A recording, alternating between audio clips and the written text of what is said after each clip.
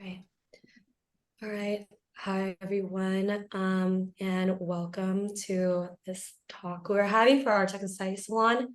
I think some folks know this discussion will be around critiquing the techno-solutionist responses to all these worsening situations at Rikers Island Jail. And we wanted to bring in folks who have been discussing and doing this work so we can talk about the state of the detainees or folks in health and safety as Eric Adams and a commissioner implements automated corrections technology and / reentry services and other oversight measures. I like to quickly introduce myself. I'm Phan, the advocacy manager at S.T.O.P, and I love to pass on to our speakers to take the time to introduce themselves. Feel free to take on the floor.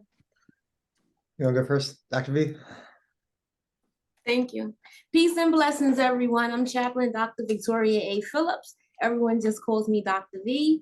I'm the CEO and founder of Visionary Ministries, and I've also worked for almost the last 9 years at the Mental Health Project Urban Justice Center. I've sat on the advisory board for the Young Adults Department of Correction in New York City for about 6.5 years, and now I'm the co-chair to New York City Department of Corrections Young Adult Task Force. I am an active member of the Jails Action Coalition. We formed in December 2011 because of the conditions in Rikers Island. And I'm a member of so many other coalitions. I'll just name a few: Beyond Rosie's, because we have to get the women off the island, and the women are never spoken about as much as they should be. Close Rikers campaign, Zero Profits, Justice for Women Task Force, Fair Chance for Housing, just to name a few. And I'll stop with treatment, not jail. There are so many more. I don't want to hold up too much time, but I am very eager to jump into this conversation. I'm always excited to talk or bring awareness about Rikers Island and the conditions and what we could be doing to push forward to close Rikers and address the conditions in real time. And I'll pass it to you. Great, thank you. Good evening, everyone. I'm Janos Marton. I am the Vice President for Advocacy at an organization called Dream.org, which is a national social justice advocacy organization. The issue of Rikers is near and dear to me. I first started going to Rikers regularly when I was in law school in 2007 to work with the incarcerated young men there. Back then, there were about 600 16 and 17-year-olds that were incarcerated at Rikers, and I did programming with them, and it was just unbelievable to me that such a place existed. And for years, I was wondering when there would be an actual effort to do something about Rikers. And it was really exciting to be able to work for several years on the Close Rikers campaign from 2016 to 2018, when I was the advocacy director at Just Leadership USA. And ever since then, I've stayed, in the loop, in touch with people like Dr. V and other people doing great work to continue the effort to close Rikers. There have been a lot of positive successes along the way, from a city commitment to closure, to the passage of bail reform and other legislative measures that brought down the jail population. And there are a ton of people who are from organizations that are working to make Rikers a more humane place and to get people out of Rikers. That said, the last couple of years have really felt like a step back at times, largely because of the administration who's in charge right now. And I think we're living through a moment where it's particularly horrific for people who are on Rikers, and particularly challenging for the effort to close Rikers. And so really appreciate everybody who is tuning in to watch this, and look forward to your questions, for having this conversation with Dr. V and Kat, and talking about how we can not only close Rikers, but substantially shrink the jail population of New York City and make sure that we're protecting people's civil rights, which is the opposite direction that a lot of jails and prisons are going these days. Thank you so much. Truly so honored to be here and to learn from y'all. Just for folks who are watching along, if you do have questions and you're on the Zoom call right now, we do have a Q&A feature, and we'll try to have some time at the end to make sure that folks' questions or curiosities are answered, or we can talk about them and bring them up in some capacity. And then similar here, if you two want to ask each other questions too, I really encourage it as well. But I would just kind of love to start off with kind of like the base of this, which is for many of the folks who are watching this and, we're on this, we know there are atrocities that exist inside Rikers and in just the larger system at large. Could either of you two kind of discuss, within parameters, like the conditions that currently exist there and what the current proposed reforms are from the administration? You want to go first? Or? Oh, sure. Well, so where to begin with the conditions? The Rikers has been a place that for its entire 90-year history has been sort of marked by violence and corruption. And I think as we look at the history, but also even the past few decades where people who are active in the movement now have been involved, a major reason for that is Rikers is out of sight, out of mind, and inaccessible to oversight. We're talking about a place that's very difficult to reach if you are a volunteer or an advocate or a lawyer. And so as a sort of island jail, Rikers is really run by the Correction Officers Union. And that has led to all kinds of scandals over the years, from correction officers behaving in an abusive way or turning over individual parts of the jail to people, to gangs and to all kinds of things like that. We really ought to have one of the safest jail systems in America. We have the highest ratio of correction officers to detainees of any major city. And yet that is not the case. And if you just walk around Rikers, it's obvious why. You'll see, 15 correction officers posted up at one place talking to each other, and nobody actually, monitoring the cells as they should be. So there are a lot of problems that are sort of baked into the history and physical structure and work structure of Rikers. And, what was notable is that at the end of de Blasio's administration, he brought in Vinny Schiraldi, who's somebody who actually had a track record of trying to bring reforms to certain systems. The Correction Officers Union went to war with him. A lot of people would call out sick, so the jail could barely function. And coming into this administration, Mayor Adams was determined to have a very different relationship with the Correction Officers Union, where he would not pick fights with them, and in fact would sort of go along with them. His appointee, DOC Commissioner Molina, who interestingly enough, did not have a horrendous, he had kind of a mixed track record coming in, and people were sort of curious which way it would go. He clearly has been very uninterested in reforms that center people, that center organizations that do good work with people, and instead has brought in a really regressive mindset to the correction system. So that's what's going on now. As far as what's to come, in 2019, the city council passed a version of the Close Rikers plan that a lot of people had been working on, which would shrink the size of the jail population considerably and result in borough-based facilities in 4 of the boroughs where people would be held in their borough of arrest and receive services and access to legal access there. And that is a long, complicated project that even under the best of circumstances would have been difficult to execute. But it would have resulted in the closure of all of the Rikers Island jails and the closure of the boat off of the coast of the Bronx. This administration has not really followed any of the steps necessary to get that closure timeline done as quickly as they're supposed to. And there's a lot of reasons for that. I mean, I think they honestly aren't really that interested in closing Rikers. The jail population has gone up under Mayor Adams, not down. It's also, like I said, a complicated project that you need competent people to run, even if you're hoping to do it. And that's not what we've seen from this administration. Speaking to the point that Kat brought up in the beginning around, who has what to gain by this system. The Adams administration has definitely had a very cozy relationship with vendors throughout the city system, a pay-to-play atmosphere where, people are able to make money off of city contracts and kick it back in the form of campaign donations or other processes. And I think, there's not, if that's who you're working with, there's not an incentive to shrink the size of the jail system, right? If you're working closely with COBA, which cares the most about having active members, there's no incentive to shrink the size of the jail population. So you've got an administration that is not ideologically aligned. It's in fact incentivized to do all the wrong things, and it's also not particularly competently run. So that's just led to a sort of toxic mix. I want to jump in here. There was a few things that I wanted to touch on that you had mentioned. And I'll just start. You mentioned 2019, the vote. October 2019, we were so excited to have City Council vote to close Rikers Island by 2027.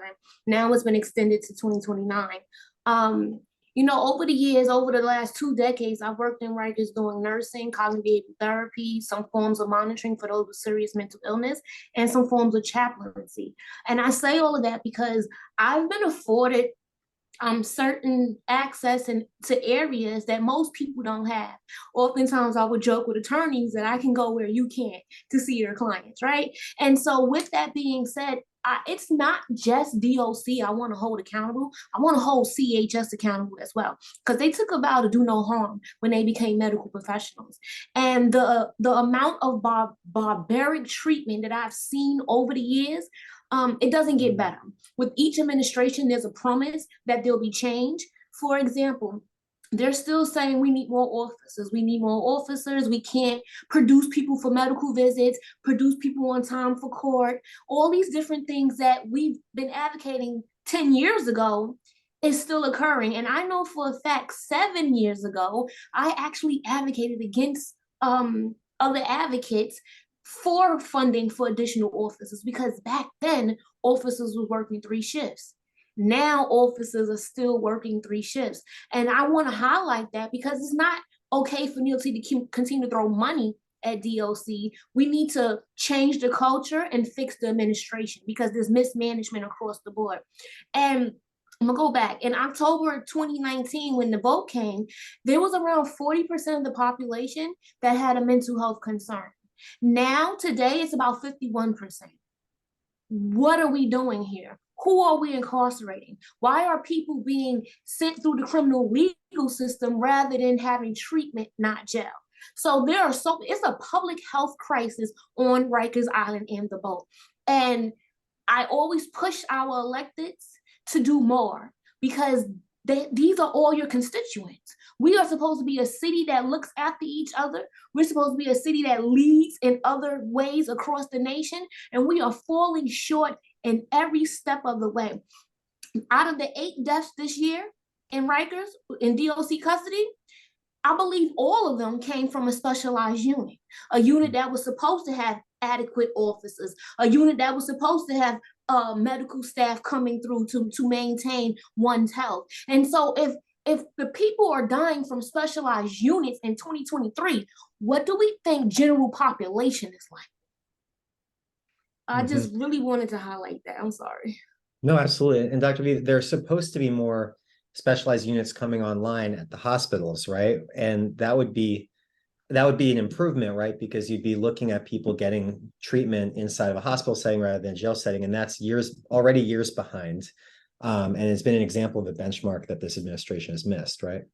Eric stop that process? I believe, I have to go back and I don't want to misspeak, but I believe that process was stopped or slowed down. And as a matter of fact, he even removed certain amount of therapeutic beds from the model that was already presented to be built. So what are we doing here? Yes.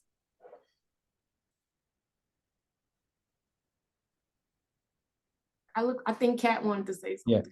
Yeah, I think we would all want to keep hearing both of your commentary on this, but I think just touching upon that, right, there seems to be a lot of either solutions, not solutions being thrown into the situation right now. I would just love to hear more from teasing that out, what you two were just talking about. What are some of these other changes or either like techno-solutions that the administration has tried to introduce to say, make folks' lives better? Obviously it's not, but what are they introducing or bringing into this that we see not have a positive effect whatsoever, or it's actually harming folks inside Rikers? I would say something I've talked about on the record for the last maybe 6-7 years, tablets. They have a positive and a negative. So many units don't have access to tablets. Many times I've always had to fight because if there's a program on a tablet, the detainees isn't told that DOC will actually have access to whatever answers they put in that tablet, which is extremely dangerous. And what, I believe it was in 2018, and went in effect May 1st, 2019, Zero Profits, another coalition, we fought to make phone calls free. And so now DOC Commissioner Molina is presenting where we're going to allow, phone calls to be free, but premium services. So I keep asking City Council, what is premium services on the tablet? Because Securus was supposed to be out, not brought back in. And so this is extremely dangerous. And this is the same company that was being sued because they was recording attorney-client phone calls. Right. So where's the trust? Where's the accountability? And where does the boundary stop? I don't trust it at all.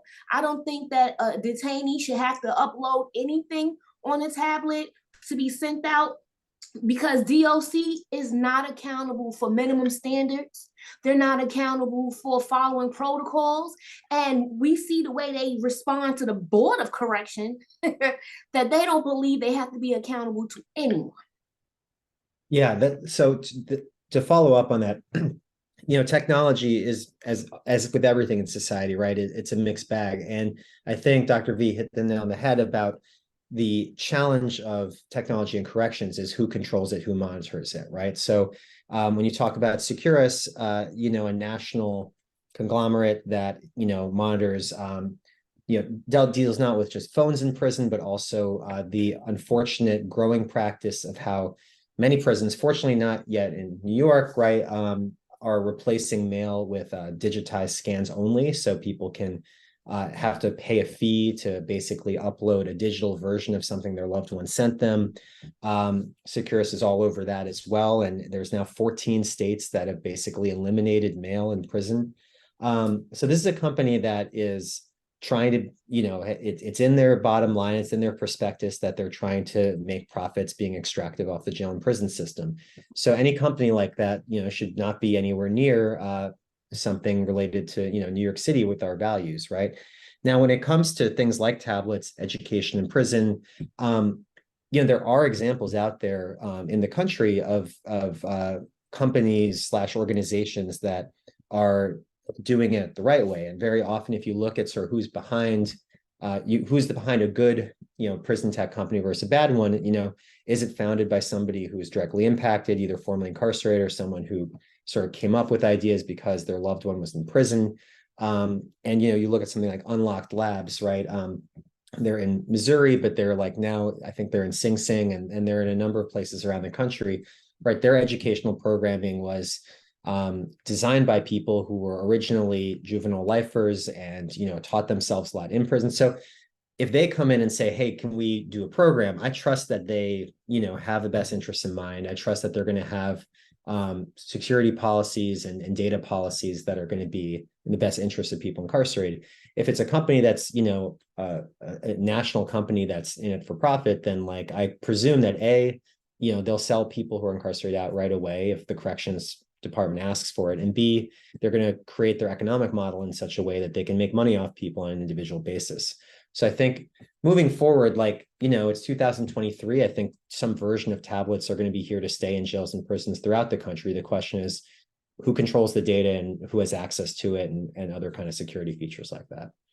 And then one more thing, because I think, both of you mentioned it earlier, but the way in which this administration is now planning to cut out nonprofits who work at Rikers speaks more exactly to what we're talking about here. You're talking about reentry organizations that have worked at Rikers for decades, are having their budgets cut.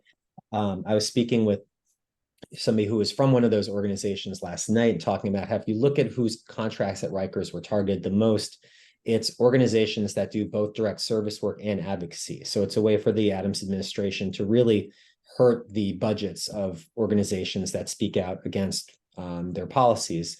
And what they've said that they're going to do is replace those services in-house. And again, it goes back to what we're talking about with tablets. Like, do you really trust that the corrections department is going to be able to do things like reentry services and all of that in-house with the same care and the same accountability that, a contractor like Fortune Society would? So just wanted to throw that out there too. Let me just jump in. because sometimes when we talk about the tablets and things like that, people don't take it far enough, right? And so I'm always sitting in these boardrooms talking about what's about the literacy. So many people behind correctional walls have concerns and issues with literacy, right? And then what about it being multilingual? So many people behind the walls, English is not their first language. And so you're handed a tablet, what do you do with it? And then DOC is going to report, oh, well, you had access to your tablet. But again, what are you doing with it? And as far as the $17 million that was stricken from the CBOs, the community-based organizations that do the discharge work and reentry planning, I remember a couple of years ago speaking on the record at the Board of Corrections and City Council because DOC counselors reached out to me and DOC uniform staff reached out to me in security because they were then trying to do something like that. And they said, Dr. V, we can't do it. We're not trained to do it. We don't know how to do it. We don't want to do it. Right. And I went forward to say that, like, how are you going to hand someone change their job description without proper training and then tell them go and be great? It doesn't work like that in this system. And you need people that truly know how to connect someone to resources, wrap around services, because the goal is to not have someone recidivate, right? Mm-hmm. That's what we all say. And let me just add one more thing. When you bring in-house, when you bring in DOC staff, I've also mentioned this on the record before, DOC staff works very close to NYPD. And so any information that's obtained to me is extremely dangerous for my community members, because if certain information, you need a warrant. Certain information needs to be brought up in court. And if it's not, you shouldn't get it by your friend working at DOC. Okay. That's right. And since we brought up attorneys, I think that it's to me, I've always been a little bit skeptical that communications between people incarcerated at Rikers and their attorneys are totally secure, whether you're talking about like those video calls or phone calls. And one of the things that when we first were working on the Closed Rikers campaign and talking about borough-based jails, like nobody wants jails, right? Like we're all like, working with the best options that we have. But one of the things that when you talk about a borough-based facility that's across the street from the courthouse, which is where the Brooklyn, Manhattan, and Queens sites all are, Bronx, it isn't, because that part of the Bronx is too built up. You're talking about legal aid, Brooklyn Defenders, organizations like this being able to walk across the street and see their client. And if there are any lawyers on this call, you'd much rather talk to your client in person than over some unsecured video line or phone line that you don't know who's listening on. And that makes such a big difference. So, I mean, it's worth remembering, right, that 90% of people who are at Rikers are the voter their pre-trial, which means that there's a lot of legal maneuvering that needs to happen between, that'll affect the outcome of your case. What kind of plea deal is going to be offered, whether you go to trial or not, whether there's exculpatory evidence.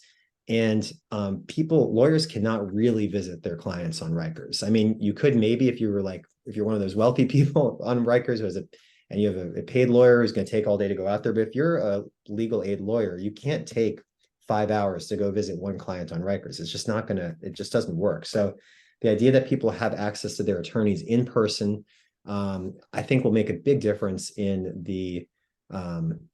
people's ability to fight for their freedom pre-trial. So I think that's one thing that when this plan finally does get executed, it's something that we'll notice in terms of the legal defense process moving forward.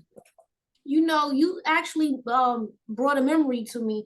Right before the last bill, the Board of Correction meeting, we had a rally in Foley Square, and one of the attorneys from Bronx Defenders actually brought up that point when he was speaking, and he highlighted how it can take all day to see one client on Rikers, and there are many times he goes to Rikers, they don't even have a bus, a driver to drive him to the facility.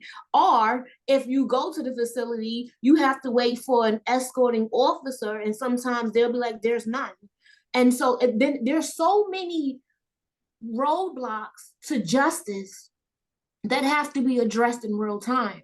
Everyone always thinks people in Rikers Island is the worst of the worst. yet I feel we sometimes create the worst to come out of people because of the situations and environments we put them in. And Rikers Island is a place where you have to fight for your survival. And when I mean that, I mean mentally, physically, spiritually, across the board. You have to fight for your survival. And it scares me because I'm listening to you and you're saying, well, what attorney doesn't want to walk across the street and meet with their client face to face?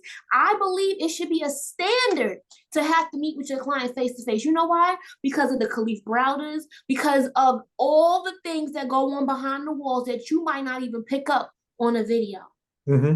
Sure.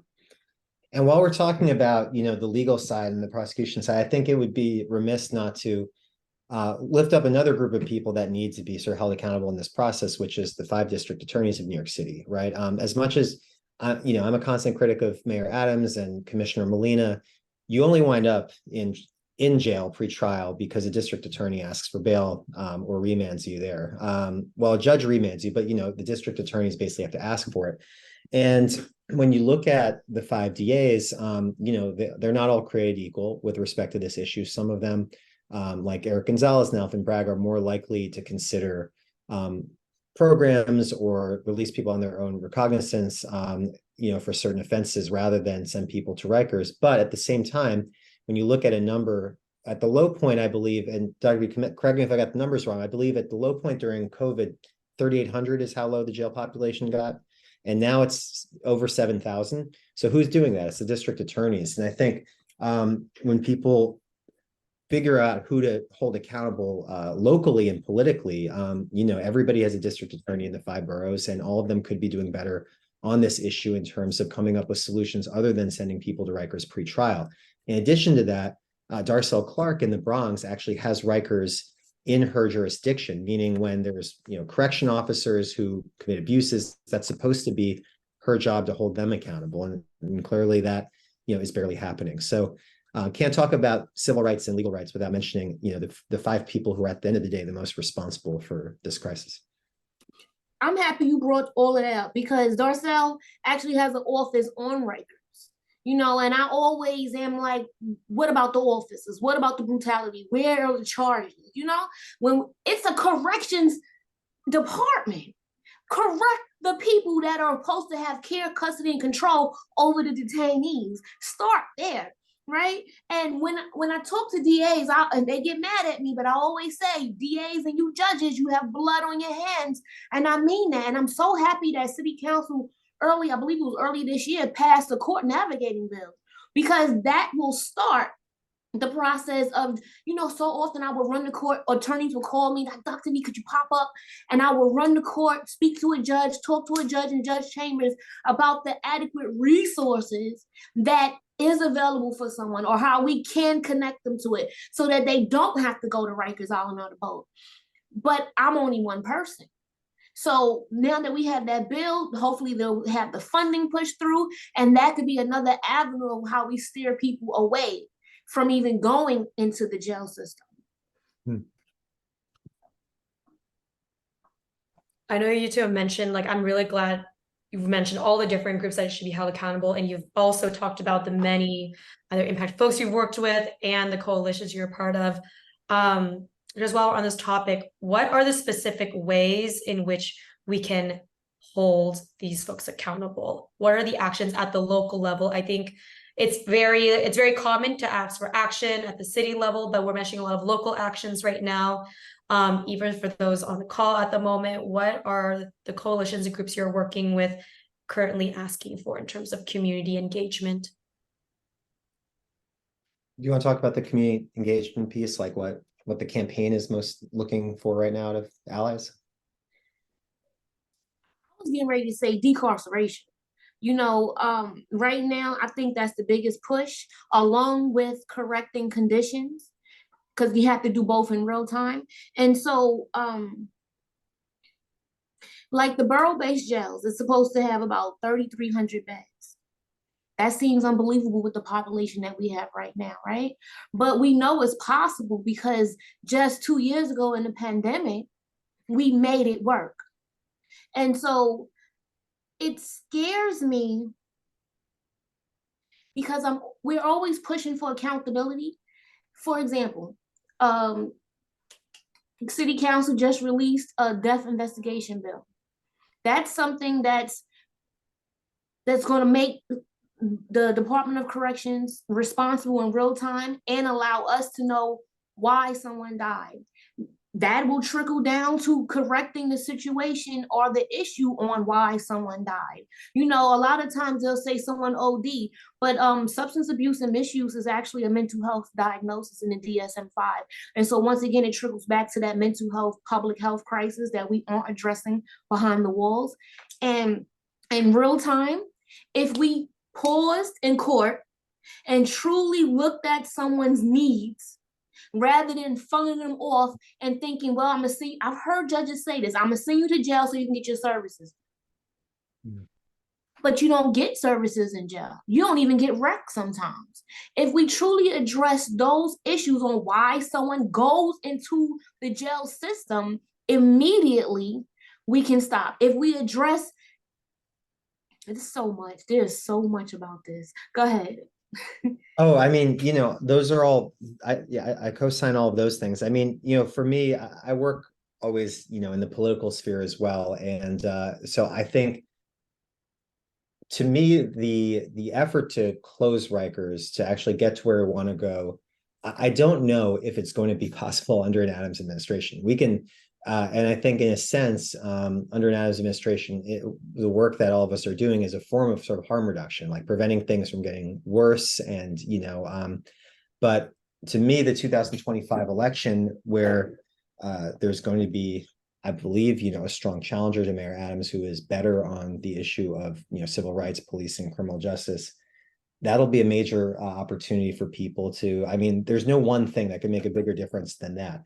As far as other, you know, political vehicles, I think the district attorneys I've talked about, the city council in general has been better on this issue. And, you know, Dr. V mentioned some of the legislation, but when it comes to something like mental health, people tend to all say the right things about mental health, but, you know, we need to make sure resources are actually going to programs that can work at scale. And I mean, you know, you heard Dr. V share the stat earlier, right? 51% of people, that's 3,500 people who are at Rikers right now. Do we have the capacity in the city for that? We don't. You know, we need to build up that infrastructure. That will take money and sophistication and planning. And so anytime you hear a politician say that they care about, you know, mental health, you know, press them, like, what are you actually doing to build up that infrastructure, that alternative to jail infrastructure that we're going to need to help people? So, you know, I think people can get involved by joining the Close Rikers campaign. And then also just think about, you know, every time you go it's election season, which at the city level, 2025 is going to be a big one. You know, that's the big opportunities to make change. You know, you said a couple of things I want to jump in on. First, the local elections, every council member's seat is up for grabs right now. Hold your council members accountable. When you said ask them what are they doing for those with mental health, 20% of those in New York City Department of Corrections custody right now have a serious mental illness diagnosis, a Brad H diagnosis. So why don't we have more money going towards ACT teams in the community? Where's the supportive housing with wraparound services building up in the community? These are the things that not just the Rikers population, but obviously New York City needs. The people from Rikers don't just come from outside of our boroughs, they come from our 5 boroughs, which means they are our community members and they are people in need of medical treatment. So we got a lot to do, and we need to start ending cash bail. There are so many different things, you know, compassionate release. There are so many different things that we should be focusing on here and now. That's why I'm a part of so many different coalitions, because it's not just one issue that impacts a detainee. There's many issues. Why is it that a parent could come home from incarceration and be forced to still leave their child in the ACS system or with a family member or a friend so that they can go get supportive housing and get the wraparound services that they need? Where's the parenting connection? Why are we keeping people apart from the supportive services rather than building up the community and uniting someone so that they can be the best person when they return home? It's a lot with DOC. It's too much. Sorry, Kat. No, there's truly no need to apologize. I didn't know if if you were gonna jump in again after that. Okay, I was gonna say, I think you brought up a really good point of making sure that we center like actual impacted folks in this conversation. And you start touching upon this, which is what are the issues outside of like the current political different vehicles that we're talking about? How are ways that we can support those who are directly impacted? And you talked about the coalitions. Janos, I would love to hear from you as well. In what ways are you engaging or centering, communicating with those who are impacted, and how are folks say like us on the call, how can we support that as well? Yeah, sure. So, from the beginning, the Close Rikers campaign has always had people who've been impacted by Rikers, at the forefront. The organization that houses a lot of that work right now is called Freedom Agenda. So people want to go to their site and figure out a way to follow them specifically. That's a good way to keep up on the campaign. There's always a lot of activity going on. There's always a reason to protest, and protests are often happening, not just around big moments like the city budget, but certainly when there's tragedies at Rikers. So I would say that the Freedom Agenda is probably the one organization that I think of that always centers directly impacted people that I'd encourage people to look up. And yeah, so I mean, I think otherwise Dr.V kind of covered it, but there have always been a number of people directly impacted by Rikers in this coalition, and I think that's really given this work its moral strength and the ability to persevere over. I mean, we're now talking about a 7-year campaign, including all the work that was done in the years prior to the actual launch of the campaign by organizations working on conditions at Rikers. And the reason that a campaign is able to persist for that long is that it's led by people most impacted by it, people who are not going to walk away if it gets tough, because this is their life involved. So yeah. I want to jump in here.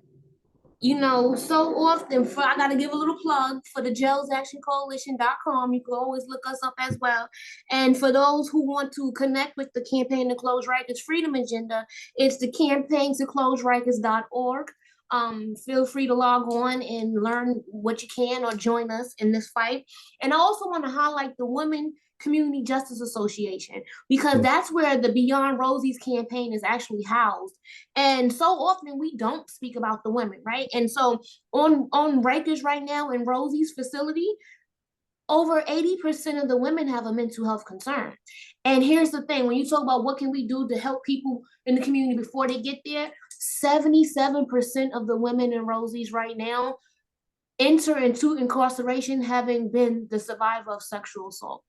So we are incarcerating people who already come in with trauma.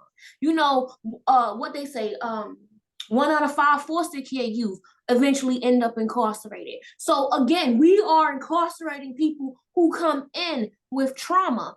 And if we could highlight the needs of the community, and when I say that, I want to be very clear. It burns my soul when I see people who get funding for my community but never come to my community to speak to us and ask us what we need. And so I encourage everyone in the community, join a leader, hold that leader accountable, even if it's a clergy member, because it's election time, and so that your clergy members will be pushing you to come out and vote for whoever they've linked up with. Hold them accountable. What are you doing right here, right now for us? In food scarcity places, do you have a program? There are mothers and fathers returning home and need vocational training. Can we get childcare services? There are so many different things that will help someone build up themselves in the community. And then what they do, they reach behind and they pull the next one up with them. And so each one teach one. And I just want to highlight the need for us to not eliminate the community members. I was at a borough-based jail plan last month, or maybe it was the beginning, first day of school this month. And I was in awe because there was about less than 2 hands of people that look like me and a room full of others. And I say that because the majority of people in Rikers Island or New York City Department of Corrections are Black and Latinx. They're Black and brown people. And so why aren't we at these conversations? Why isn't there a massive effort to put notices in our communities? Why do a sprinkle of advocates have to go that much farther and beyond to educate and notify people when the resources to do so is there, but they're not pushed out to us?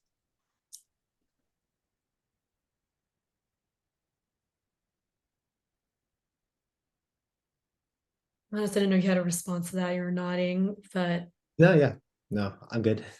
no, absolutely.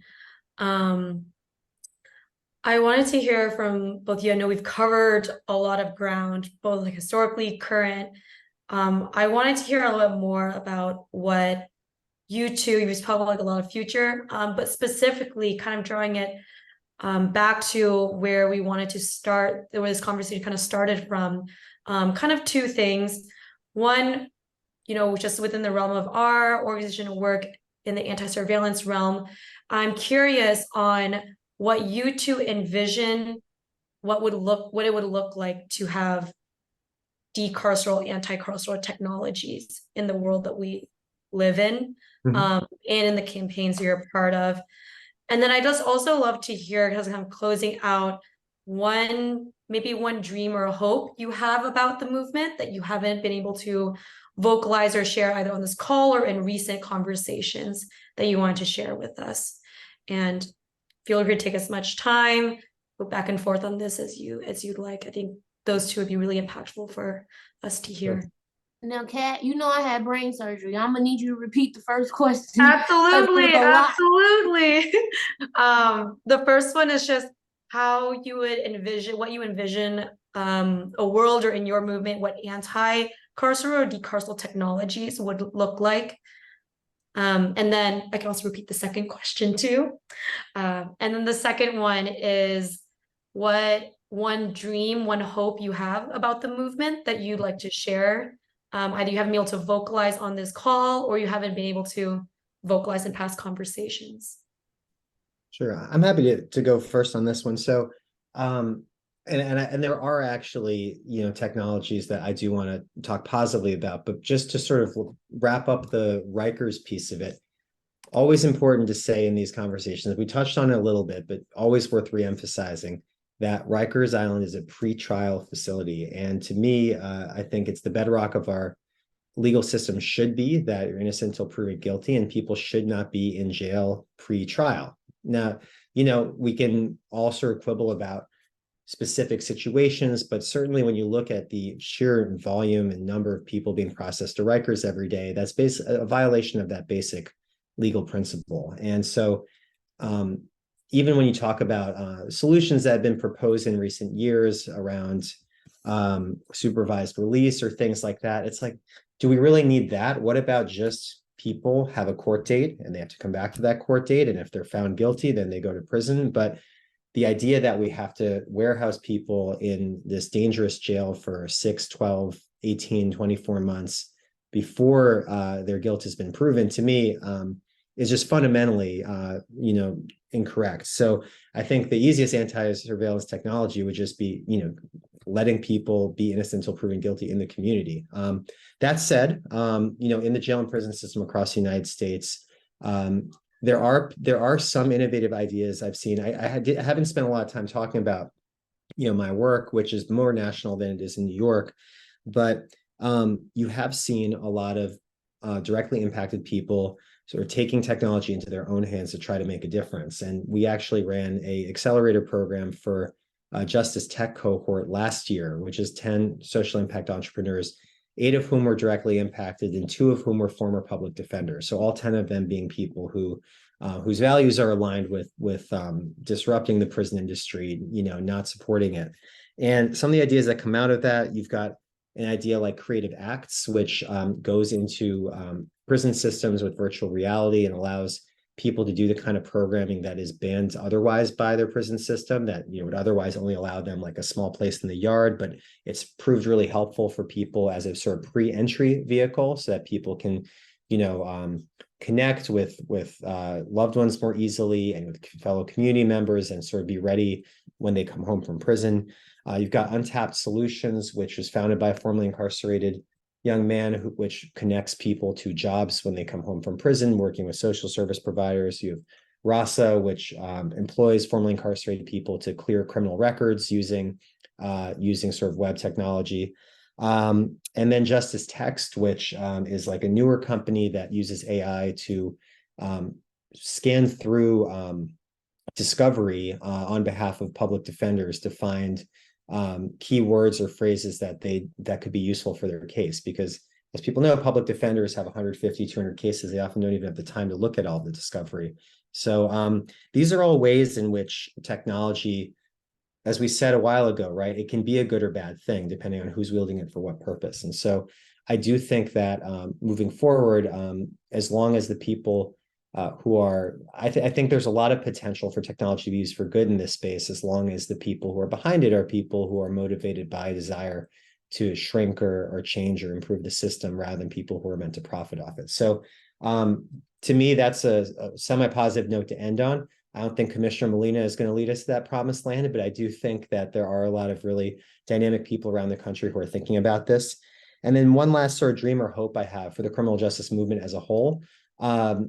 I think more leaders is always a good thing. This is a movement that at times has been a little bit centered around a small handful of dynamic leaders, people who, you know, are indeed very charismatic, powerful people, but the way a movement wins is by having more leaders. And one of the things that we do that I'm most proud of at our organization, dream.org, we run a cohort every summer where we train 25 directly impacted people on advocacy skills in a very intensive 4-month program.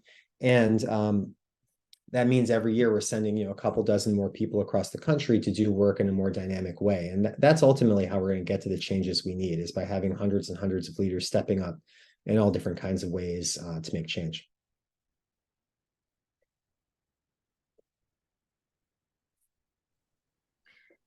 You know, I'm an Army brat. So I'm big on justice. I'm big on human rights, civil rights. And sometimes I think I take it to heart a little too much, but then I always tell myself not enough. And I say that because, you know, like last year, I believe Mr. Carter died in DOC less than 48 hours upon arrival. We have a serious issue going on. And as you know, during the pandemic, we were using monitoring to get people out of jail. But it scares me when people say that's a solution to incarceration, because it's truly not.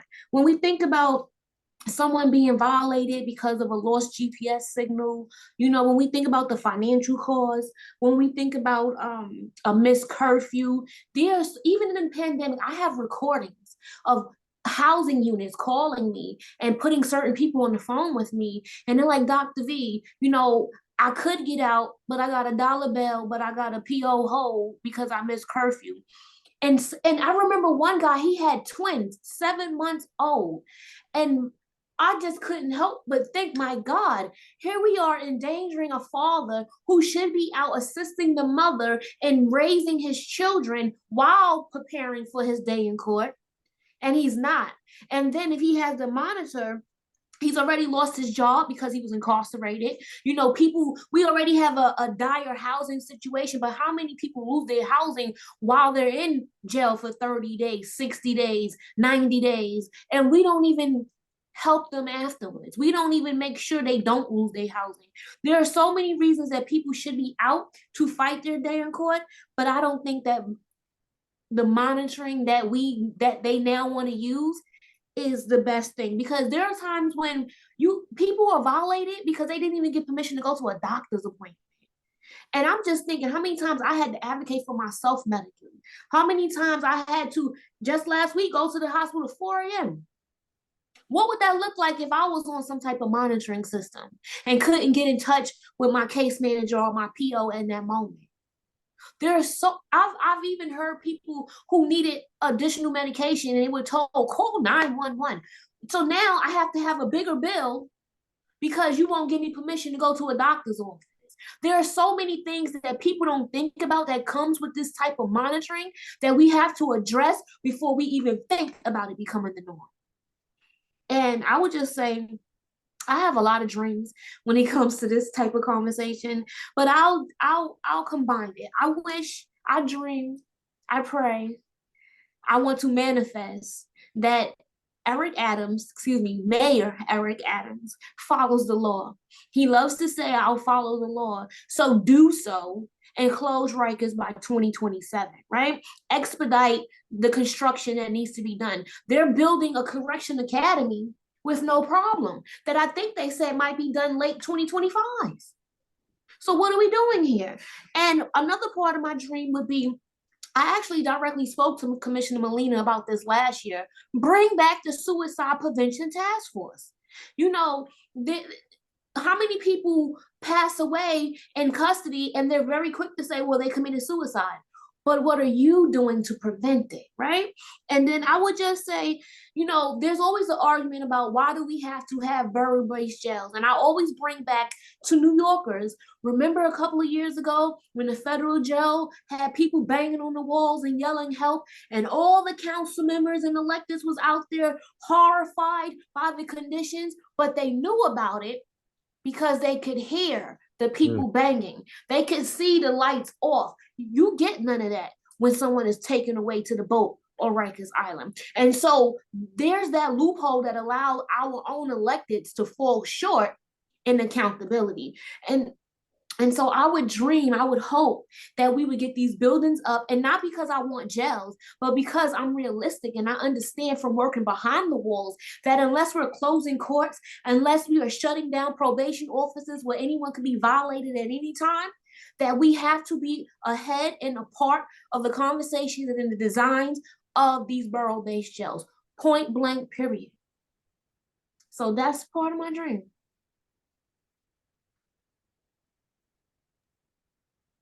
Well, thank you so much. I feel like I have so much to react to, but I want us to kind of sit with what you two have shared, since there's such an abundance of knowledge, wisdom, hopes, so much more in the last 50 minutes or so. Before we move, I just wanted to double check if there were any questions from the audience. I had not seen any yet. But for folks who wanted to engage, support more, stay tuned with your work, what is the best way to reach you or just to see and follow the work that's being done in support? Well, I guess can we put the those links in the chat? Is that possible? Or I don't know. Should be able to. But if anybody wants to follow me, so please look at those for the campaign. But to follow me specifically, I'm on Twitter, and that's mainly where I work, focus on criminal justice issues at Janos Marton. So feel free to follow there. And, if you want to follow our national criminal justice work, you can go to dream.org and sign up for updates there. And I'm everywhere. So get involved with people that are doing the work. That's what I'll say. And so you can find us on Instagram and Twitter at the Jails Action Coalition. If you ever wanted to reach out to us via email, info@jailsactioncoalition.com. My business, Visionary V Ministries, I'm always available. Find me online, shoot me an email. And you can call the 800 number, and extension 1 will lead you to me in case of emergency, or you have your own family issues or concerns behind the walls. People do it all the time. Even uniform officers reach out to me in that way. And so I want to highlight that before I go, because it's not a us versus them. My community members work on both sides of the wall. Well, there are both sides of the wall. They're the detained and they're the staff. And I speak for the detainees because the staff have the union reps, but there's no one to speak for the detainees' conditions. There's no one to speak for any medical, anything going on with them. And so it's our duty and your duty out there as well. If you know about conditions or someone in a housing unit not having their civil rights or their human rights or whatever it is, highlight it. Let us know about it so that we can address it in real time. You don't have to suffer alone. There are people out here doing the work. And I just think that get involved, find me online, get involved, show up. Freedom Agenda works on the borough-based jails, the campaign to close Rikers.org, the jailsactioncoalition.com. and we are really out here doing it. We're out here trying to make things, not trying, we're out here making things happen regardless of the steps that DOC puts in place to stop us, to slow us down. So we just need all of you to help us make change and make culture change in the process, because we could build these 4 borough-based jails, but if the culture has not shifted, we're just creating another monster. So we all have to jump in here to take care of each other. Sorry, Kat. Yes, no, I am sitting in awe, and I am so grateful to have you two on here to share all this information. And I really hope that everyone's on this call and everyone who sees this in the future gets plugged in, gets in touch, takes action so that we can move towards a true liberatory future. But I appreciate you all so much. And to everyone on the call, thank you so much for being on here. You know where to reach us and reach these 2 incredible folks if anything ever comes up. But thanks again, and I'll let everyone have a restful evening. Thank you for having Peace us. and blessings. Bye. Yes. Thank you. Blessings, everyone.